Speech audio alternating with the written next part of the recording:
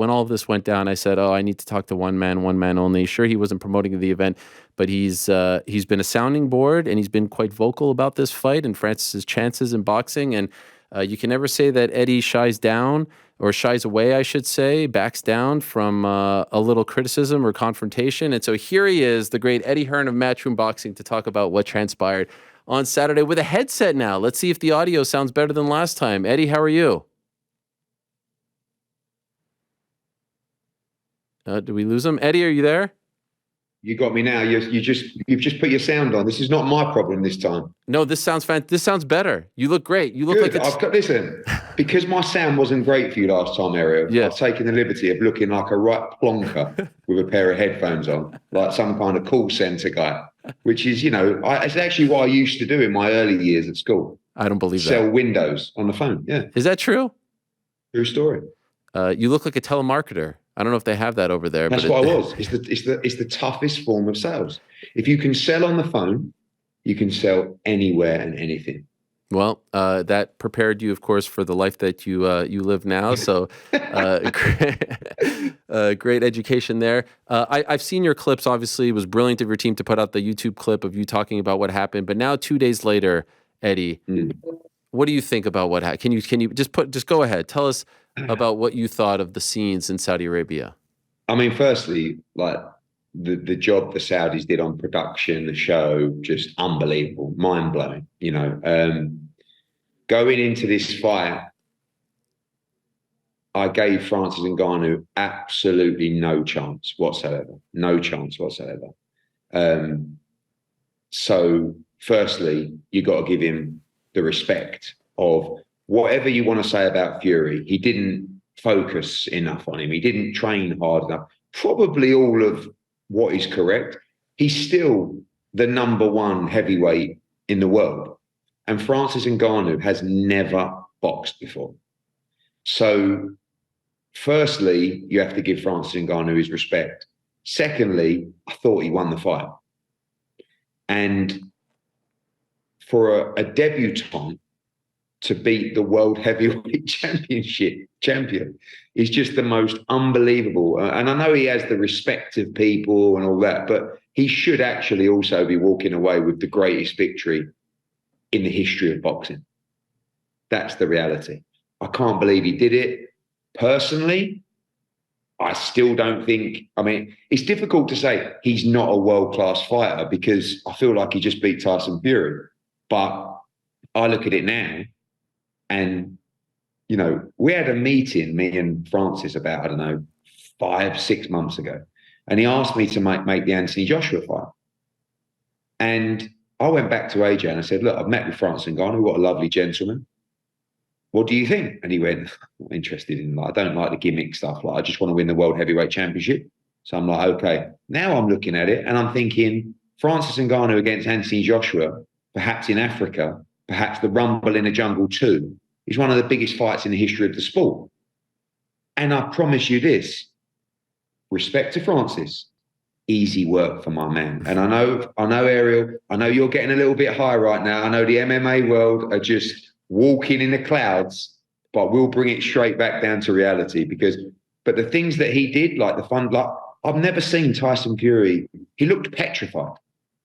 He got dropped in the 3rd round. He did not want to engage. He was thrown around like a rag doll in the clinch. Francis did so many basic things well in there. His guard was solid. He caught shots. I'm still, obviously you're your community. We're our community. And our community are walking around like this. And you guys are walking around like this. For the first time, right? The MMA community never gets a win over boxing. But you can't, that's the most bizarre thing. Crossover fights are not competitive. They're not supposed to be competitive.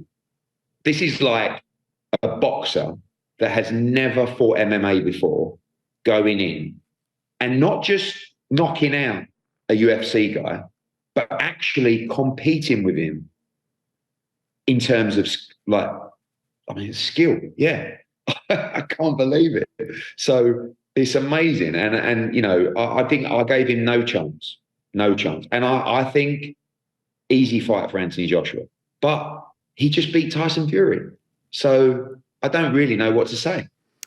I said it was very disrespectful that they announced the Usyk fight before this fight happened. Tyson, credit to him, on my show on Wednesday, agreed with me and said it wasn't his call, it was the promotion's call. And so ultimately, you have to concede that. When you found out about that, when you saw that, what did you think as a promoter? Would you ever do something like that? Would you ever Yeah, I announce a would. I fight? mean, I would probably say, subject to Tyson Fury winning, there may be an announcement on the night. But like, and this is myself, boxing, Tyson Fury gave Francis Ngannou no shot at all. So, and it is so funny because look, I think Tyson Fury, he may actually be a faded. I mean, you know me, I'm an Anthony Joshua fanboy, right? I've always believed he can beat him. Oh my God, if I could make that fight now, I am so sure Anthony Joshua beats Tyson Fury.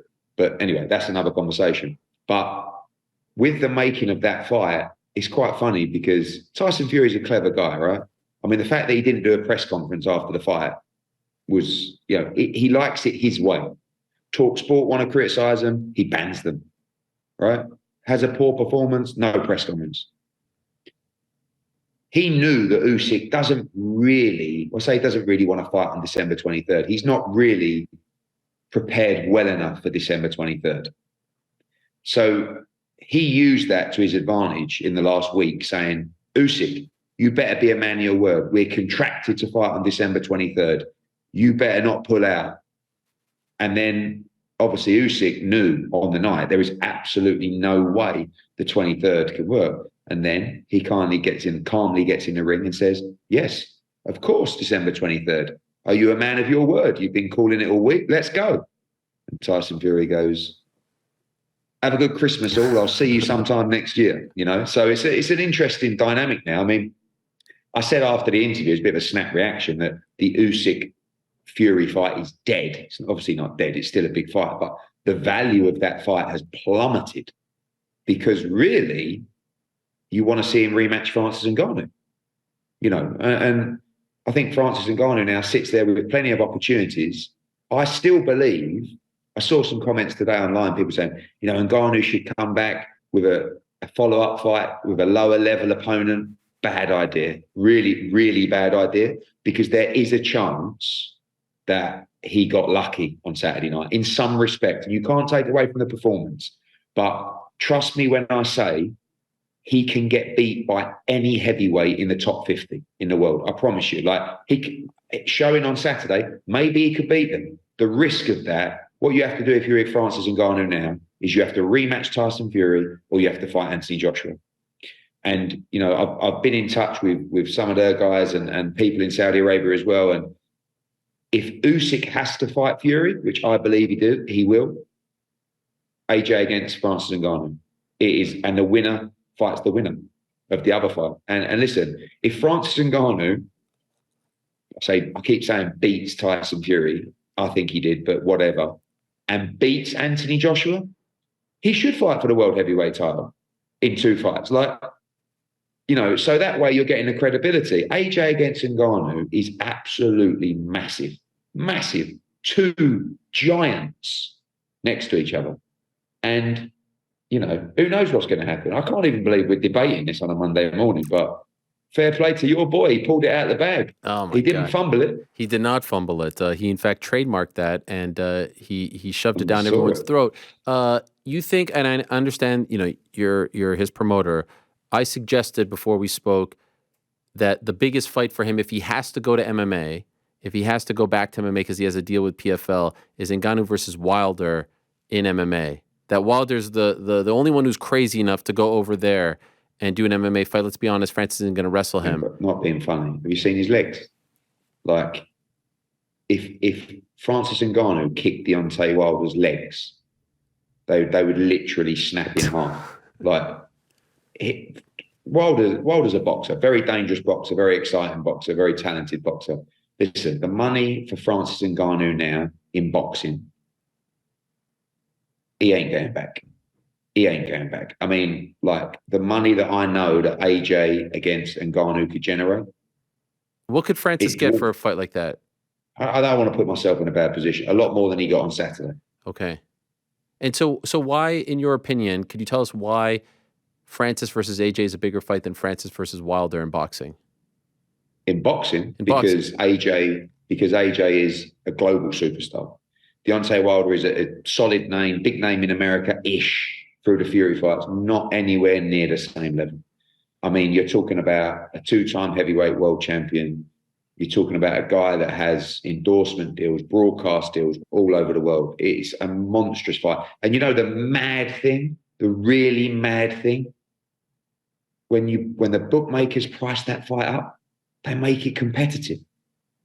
Why wouldn't it They be? make it competitive. Why wouldn't it be? You Because can't tell me here for a second that Ariel, he's not going to smoke him. You know that. no, but that's what I want. No, I want you sell me the fight, Ariel. He's not going You to smoke tell him. me Francis Ngannou can beat Anthony Joshua. 1,000%. He will. So you think Ngannou will beat Joshua?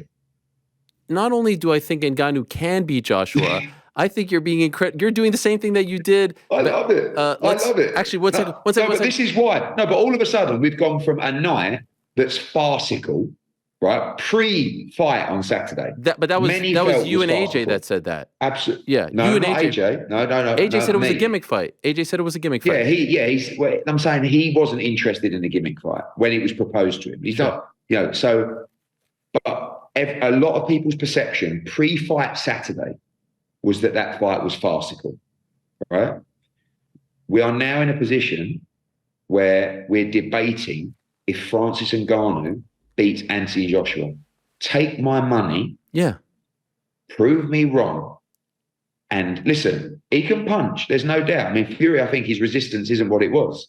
It was a good shot to the top of the head, but nothing major. Take my money and I will show you what happens when Anthony Joshua fights Francis Ngannou.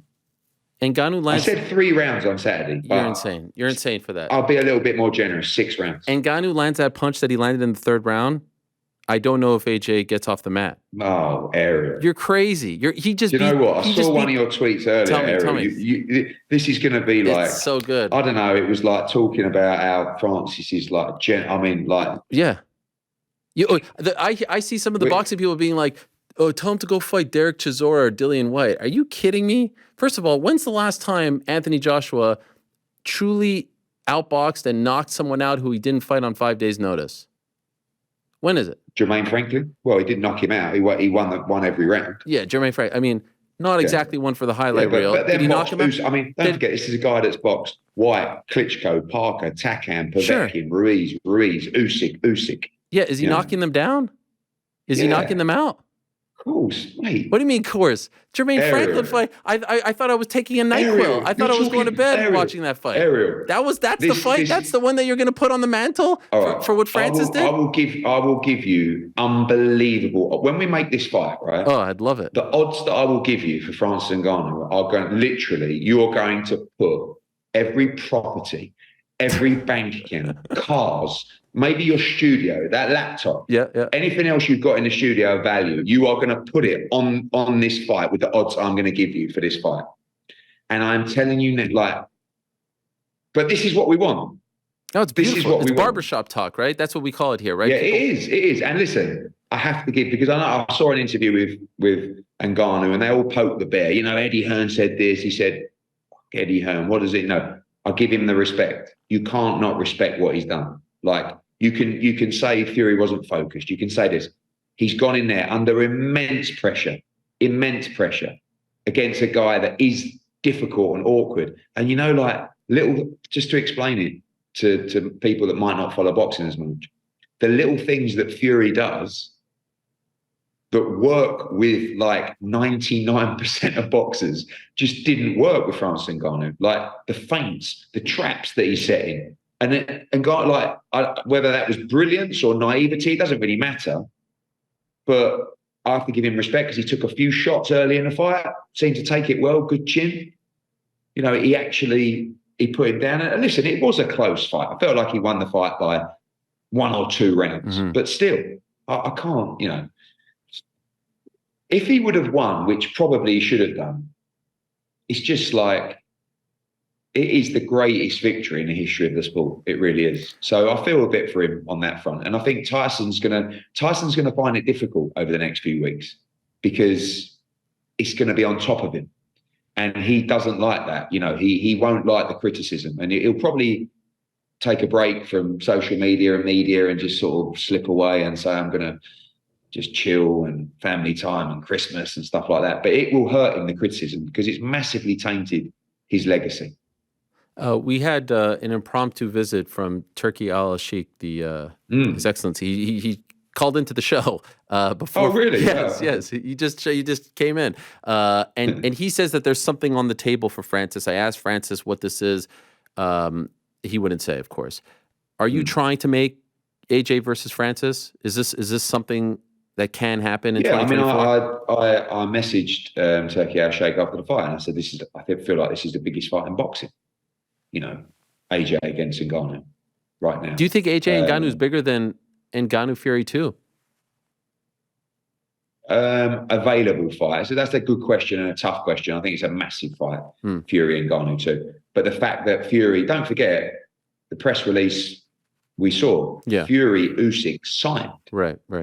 Signed. I mean, Usyk ain't stepping away at this stage with the money he's getting for that fight and saying, yeah, go on, boys, you carry on and have your fight. So, if he's, I don't know his contractual position in Saudi Arabia, but if it's AJ against Ngannou, and of course, in your boxing opinion, Ngannou wins that fight comfortably, he fights the winner of Usyk Fury, no problem. So everybody wins. Why do you say boxing? I feel like that was a bit condescending. You're trying to say that I don't know what I'm talking about. You see, this is what you boxing guys do. You look down on us. Ariel, I said, in your boxing opinion. It felt like a bit of a shot. Why are you so touchy? Yeah, it felt. You know why? You MMA guys so touchy. Because we always have to hear this. Out, you imagine, Ariel, if I came out and started telling you about the tactics in an MMA fight, you would be looking at me going, what does this boxing guy know? I'm not talking about the tactics. Let's not beat around the bush. I just saw Francis Ngannou drop the lineal heavyweight champion. Better fighter than AJ. Tyson's a better fighter than AJ. And then I saw him rock him in the 8th round and get robbed of a decision. I just saw it. Styles. 100%. I mean, Styles make fights. I'm sure that's the same. Styles make fights. And actually, to be honest with you, but to say it was a terrible style for Tyson. 3 rounds? Yeah, that's what I think. It's so disrespectful. It's disrespectful. How could you make the same mistake? But how can an opinion be disrespectful? Because you are telling me. Yeah. No, but you are telling me that a guy that clearly did fight a fighter that wasn't motivated, but whatever, great performance. How do you know that? You are just that's taking away from him. Because one, I know who he was sparring. 2, I know he's already signed the Usyk fight, and really all he's thinking about is whatever you do, don't get cut, don't get hurt, get through, and you got December 23, you got X 10 million, whatever you're going to make, right? So for sure, he wasn't in the same frame of mind that he would be when he's fighting Wilder or AJ or Usyk. But I'm not taking anything away from Ngannou. I'm just saying, you're now telling me that this guy blows through the division. I never said that. I just said he could very well do what he did to Fury. He could do that against AJ, Wilder, Zhilei Zhang, Chisora, White. All of a sudden, he can't beat Chisora and White? Come on. Eddie, you know I'm not sure he can. You're crazy. What? Sure Chisora and White? Look what they did to Fury. And I know Styles make fight, but they didn't even show up. I actually think Chisora and Ngannou is a great fight. Come on. Why would he do that in a million years? He would never. Because Styles make fights. Do you realise how tired Francis Ngannou was after about 5 or 6 rounds? Fury did nothing to press the fight physically. In the 8th round, he stunned him again. He threw a Superman punch. He was dancing on him. He was mocking him.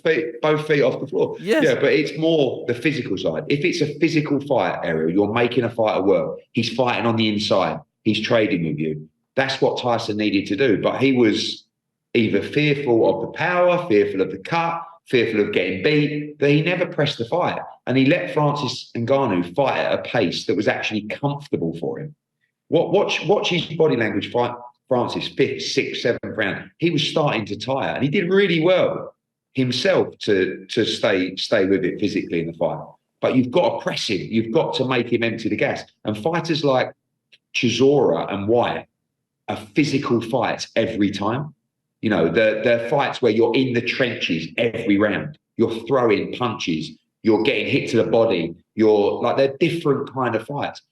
Tyson, he didn't do anything. He was like, every now and again he'd throw a looping right hand, and that was it. So look, again, we can debate it all day long, and it's amazing it's actually amazing for boxing and MMA. Oh, A it's lot of great. people are saying it's terrible for boxing. Nah. Some guys just come in and beat Tyson Fury. It's like, mate, do you know how many people are talking about boxing today? That's literally, I just got back up into the gym. Everyone's talking about it. So, and if you're Francis Ngannou right now, you're sitting there as one of the most valuable boxers in the world. And you're all right. He can go back into the MMA world and have a massive fight. Like, he's a huge name. Huge. Good luck to him. Can I ask you this, and I'll just ask you a couple more and then let you go. Do you think, I said, if he gets smoked, if he gets embarrassed in this fight, that's it for the MMA boxing fights. Like, we need to take a break. Now I think the door has been like thrown wide open, and it's going to start all over. We're back in 2017 when Conor fought Floyd. Do you think this is the start of more of these fights, or do you think that he just lives in a vacuum and it's not going to happen elsewhere? Look, for all the criticism, we keep saying he's never had a professional fight, which he hasn't. Everybody knows. Professional boxing match. Professional boxing. Yes. I acknowledge this in the build-up. I know that when he came to Paris and trying to get to the UK, he came to be a boxer.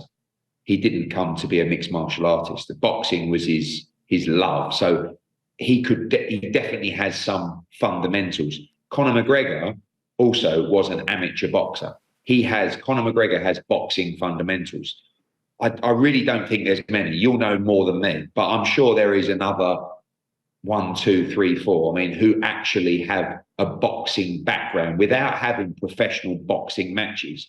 But I think if you don't, like, you look at Dylan Dennis the other day, right? Brilliant. He was amazing. He just doesn't know how to box. That's not to say, if he was fighting Logan Paul in a cage, he'd destroy him, right? But some people have the fundamentals, some people don't. You will know those people because you'll see it in the cage, I guess. If someone has a good stand-up game. I mean, the guy who keeps calling out Devin Haney, I can't remember his name. Sean O'Malley. Can he box? I have no idea, But is it going to open the door? I mean, what MMA fighters will see is the opportunity to make considerably more money in boxing if you have the profile. Do you know what I mean? Mm-hmm. I mean, they'll be looking at their existing purses and thinking, wow, it doesn't always work like that. You can't just switch from UFC to boxing and make 10 mil. Do you know what I mean? But if you have a massive profile and a big following and you can box, I do think this was a bit of a freak, to be honest with you. But I do think if you have boxing background or ability, you have an opportunity. See, if you look at someone like Nate Diaz, he is supposed to have boxing pedigree, or he couldn't beat Jake Paul, right? That's why this performance was particularly impressive, because he didn't just go in there and look okay. Like when Conor boxed Floyd, I love Conor, but Floyd carried him, right? But Conor still did. He was still good enough to compete and look okay, whereas others can't. So listen, I think we have to take it seriously. I think if it's going to, bring attention to the sport, and people are good enough, because what we want great fights. I thought Saturday was going to be such a horrific mismatch. I don't mind holding my hands up. I really did. I really did. I thought it was going to be embarrassing. Do you think there are people at UFC HQ in Las Vegas who are saying we blew it? Why? Like it was on our network. It was on ESPN. We could have been a part of this. We had the baddest man in the world, on the planet, on our roster, and we let him walk and do this on his own. Do you think they regret this? I think that they won't regret losing Francis Ngannou as a business. And the reason I say that is because they have their numbers, they have their targets, and his demands didn't work within their infrastructure, right? Within their budgets, within their framework, within their splits. It just didn't work for the business. Are they sitting there looking at Francis Ngannou going and collecting a huge amount of money and becoming one of the biggest combat stars and boxing stars in the world? Yeah, I mean, it's easy to say good luck to him, but let's be honest, we're all competitors, aren't we? It doesn't matter if it's me, if it's Dana.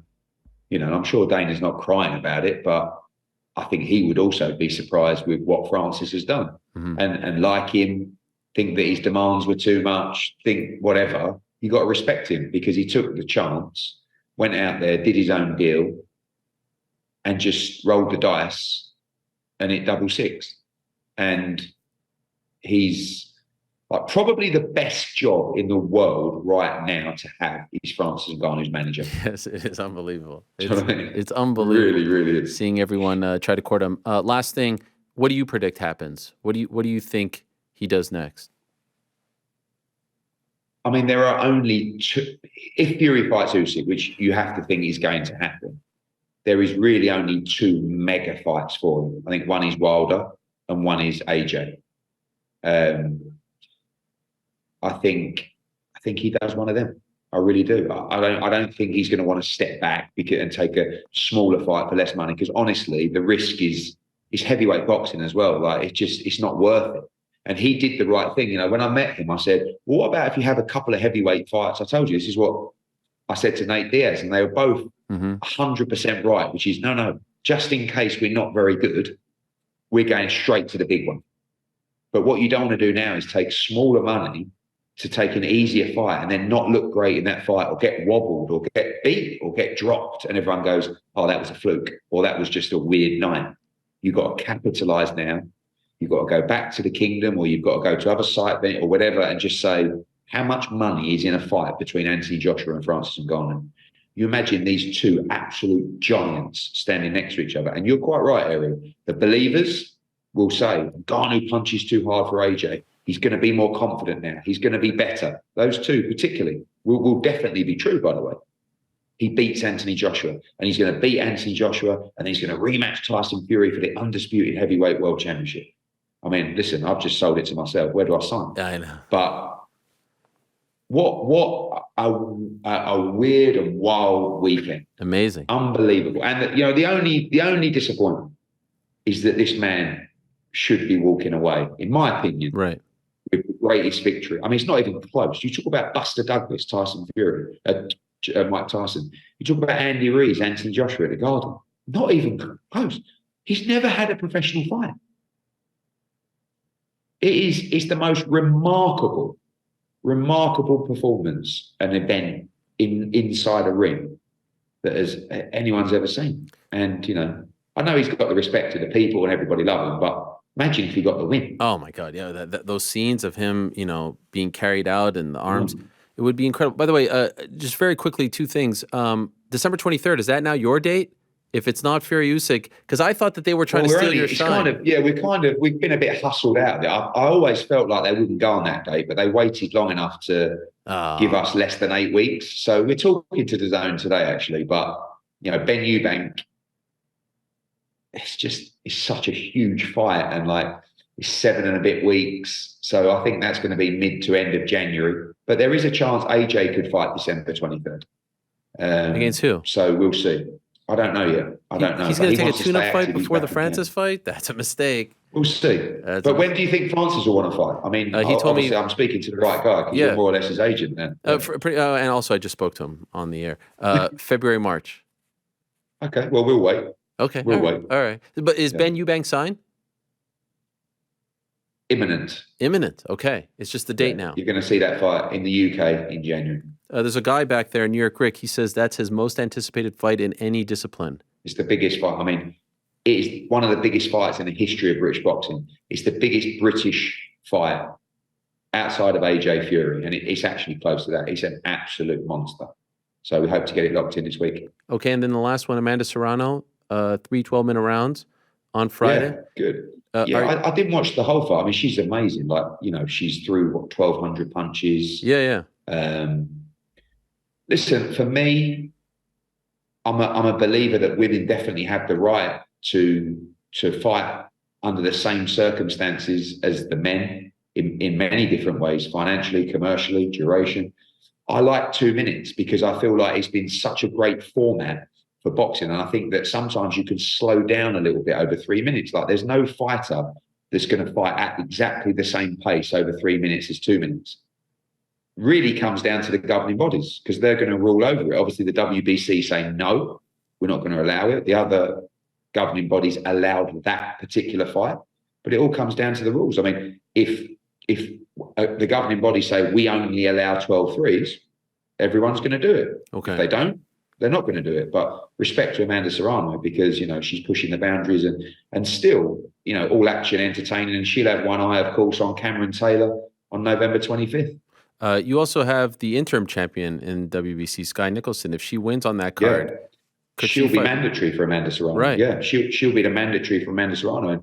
And whatever the WBC ruling is what it will be. If they turn around and say no, we're 12 threes, the fight's going to be 12 threes. If it's 10 twos, it's 10 twos. So I don't think from the female fighters that I've spoke to, they're quite relaxed about it. I think 10 twos, they like the format. It's going to suit certain fighters to have more time, as it would. But I think the general feeling amongst the female boxing community is whatever is decided will be.